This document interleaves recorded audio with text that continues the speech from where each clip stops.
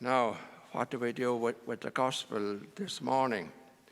Well, nowadays, a lot of people seem to be into their family tree. It's something I never did myself because I suppose I'd be too scared to find out what some of my ancestors got up to. But then I wouldn't be any different, in fact, from Jesus, because when we go back over his ancestry, we find all kinds of people there. We find connivers, we find liars, we find murderers, we find prostitutes, we find adulterers, fornicators, you name it. They're all there in the genealogy of Jesus. So why do we have this long genealogy of Jesus?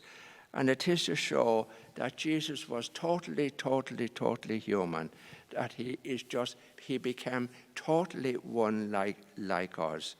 And as you and I know, we can, if we could, and I don't think anybody can totally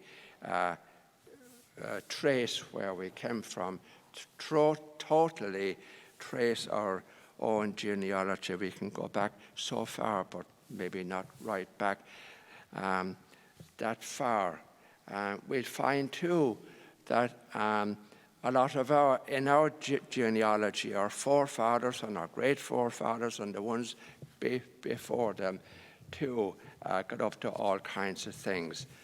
So there's another lesson there to be learned, that we're all human, and it's good to be human.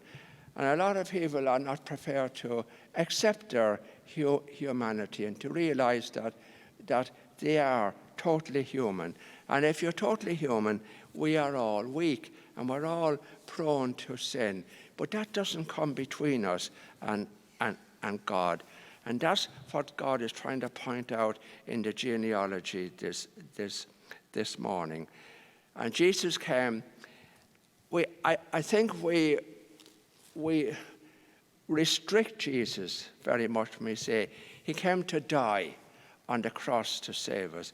No, he came to show us the way. How often he says, I am the way, the truth, and the life. And in his own life, he mixed with all kinds of people. And he was one of the people.